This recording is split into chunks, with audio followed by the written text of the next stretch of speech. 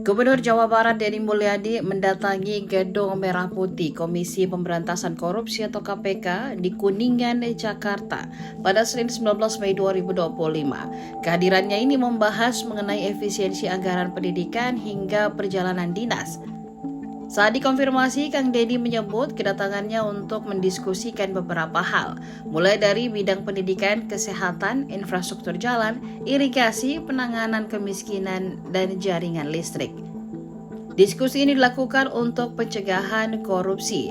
Deddy menyampaikan melakukan efisiensi anggaran daerah Jawa Barat mencapai 5 triliun rupiah. Menurutnya, efisiensi ini akan dialihkan kepada program yang lebih penting untuk masyarakat.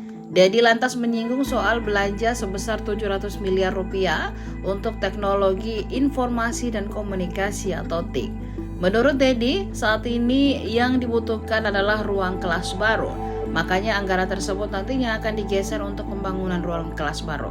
Ia juga menyinggung soal dana perjalanan dinas pemerintah yang dinilai tidak prioritas. Dana itu nantinya akan dialihkan untuk pembangunan infrastruktur jalan yang dibutuhkan masyarakat. Deddy mengaku mendapatkan strategi dari KPK untuk mensinergikan berbagai kebijakan.